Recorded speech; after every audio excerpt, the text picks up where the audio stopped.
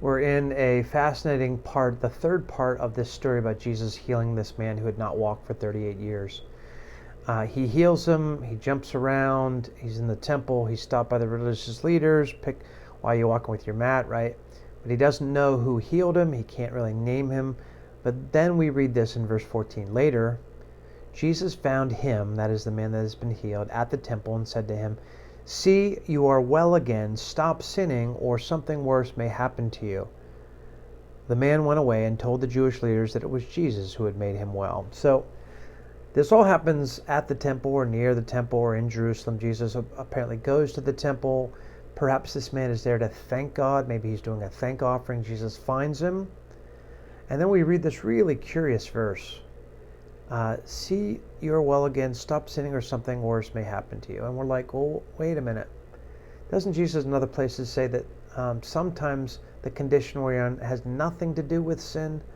And yes, that's true. But here apparently Jesus seems to indicate that sometimes the condition we find ourselves, we can participate in it, cause and effect. And I don't know why, but I think of the fact that when we make wrong choices and when we get into habits of unrighteousness, they produce, sowing and reaping. They produce the very brokenness we find ourselves in. It's one of the reasons why it's interesting that Jesus asked the man, "Do you want to get well?" So if there was some way in which he had actually participated in producing the condition he found himself, Jesus was really inviting him to search his heart and say, do you want to actually change the way you live? We don't know exactly what the connection is, but it's here in Scripture nonetheless. And so it makes me want to ask the question, so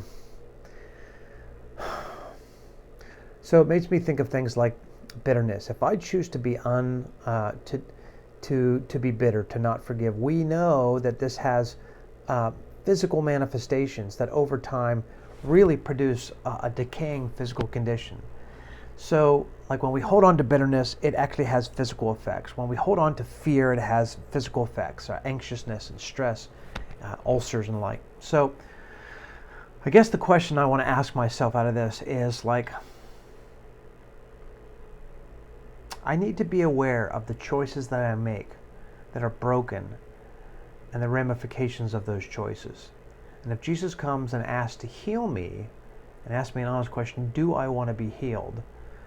I have to be honest about that, because perhaps I am myself participating in my own broken condition and producing a broken condition in myself.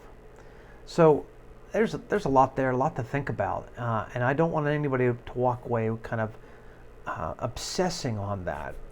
But I do want us to all hear that Jesus invites us out of brokenness and into health, into flourishing, and sometimes it takes a real choice to make that choice. Well, I don't know if I said that perfectly. Sometimes we have to recognize there is a choice there, and we get to participate in the thing that Jesus is doing. Grace and peace to you.